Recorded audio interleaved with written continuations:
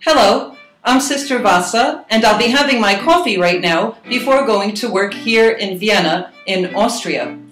Gratefully, I can inform you that we will not be disturbed by construction noises today, as we were during last week's show, as my zillions and zillions of viewers may remember. Our lawyers were able to put an end to the construction because of a violation of zoning regulations, actually. Yes, they are clever that way.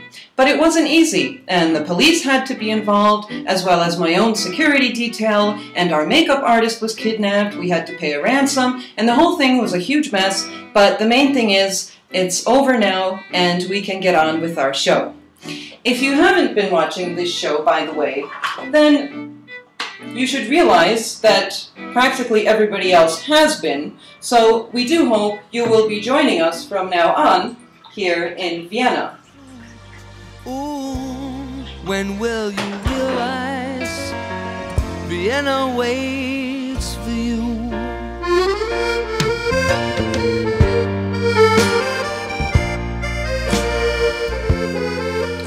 It is the 4th week in October, and today we will be reflecting on the lives of the martyrs Marcian and Martyrius, celebrated on October 25th.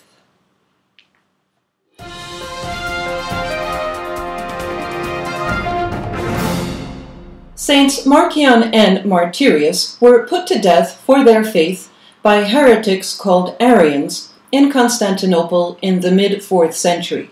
I will explain who the Arians were in just a minute. Saint Marcian was a reader, and Saint Martyrius was a subdeacon. Both of them worked in the office of the Bishop of Constantinople, named Paul the Confessor.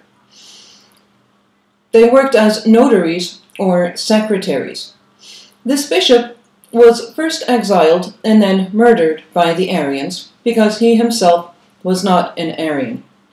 After that, the heretics tried to lure the saints Marcian and Martyrius into their own camp, offering them money, offering to make them bishops, and when all that didn't work, they eventually tortured them and put them to death in the year 355 in Constantinople. All this happened during the reign of the Christian emperor Constantius, who was one of the sons of the first Christian emperor, Constantine the Great. Constantius was very interested in religious matters, and particularly in the main theological question of his time, which was not yet resolved in the hearts and minds of the bishops of the Christian East. And that question was, what was the exact relationship of the Son of God, Jesus Christ, to God the Father? Is Christ, they asked themselves, God as much as God the Father is God? Or is Christ a sort of sub-God created by God the Father for a special purpose? Or was Jesus perhaps, they asked themselves, born as a simple man and then became a god because of his extra special virtues? Actually, the Church had already answered these questions at a council in Nicaea, not far from Constantinople, in the year 325, during the reign of Constantius's father, the famous Constantine the Great. This council discussed and rejected the teaching of the Alexandrian priest Arius, who taught that the Son of God, Jesus Christ, was inferior to the Father and created in time. The council proclaimed with all clarity that Jesus Christ is God of one substance with the Father, or in Greek, homoousios, with the Father. Now, although the council did proclaim this faith, the very clear formulation or proclamation of the divinity of Christ did not sit well with the majority of the bishops of the East, even those who had signed the decree of the council. Now, they did sign the decree mainly because the Emperor Constantine supported it, and he supported it with military force, exiling those who disagreed and ordering their books to be burned and forbidding to read them, and so on.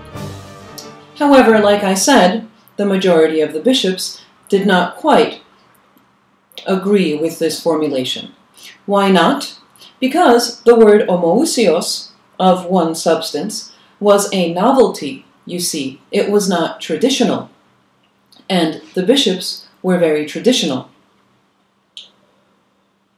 The word was not found in the Bible, and it had a dubious history in Christian theology. The bishops also feared that this word introduced a sort of polytheism or paganism into Christianity, because it seemed to suggest that there were two gods and not one. So it was the fear of the new that motivated the Christian bishops of the East, the majority of them, and also the Christian emperors, to gradually back away from the strong and clear word homoousios, of one substance, and to attempt to substitute it with other more ambiguous heretical formulations. People like Marcian&Martyrius and their boss, the Bishop Paul the Confessor, did not agree with these new formulations, and hence they were put to death. So we will talk a bit more now about this phenomenon of the fear of the new, and also about heresy in the 4th century. Some people stay far away from the door if there's a chance of it opening up. They hear a voice in the hall outside and hope that it just passes. There was actually nothing new about this fear of the new in the 4th century, which is very human, really.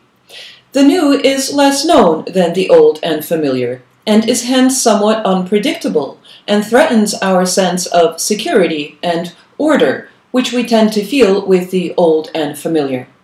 As C.S. Lewis noted, Newtonian atomism was much more the sort of thing we expected and desired than quantum physics.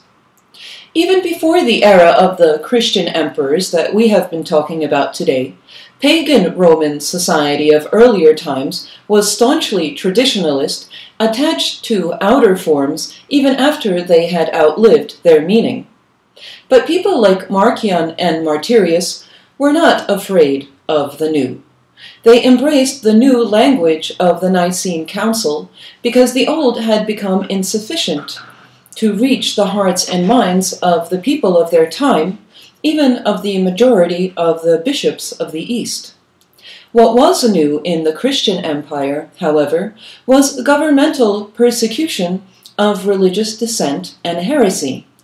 The pagan Roman authorities, as you may remember, of earlier times, did persecute Christians who refused to perform the outer motions of the pagan rituals. But the Romans did not care what people actually thought or believed about God. In contrast to the pagan authorities, however, the Christian ones did care and used force against those who disagreed with them in theological issues. A few great fathers of that time, not too many unfortunately, like Saint Athanasius, the hero or even superhero of the 4th century and champion of the Nicene faith. I know, calm down, always exciting to talk about Athanasius.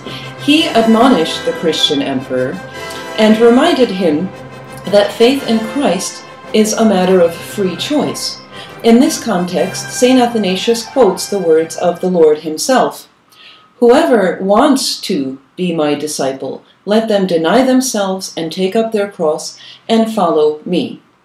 Which reminds us today of the simple and liberating fact that if we choose to follow Christ, we do so because we want to. Well, that's it for today. Saints Marcian and Martyrius, ladies and gentlemen. Thank you.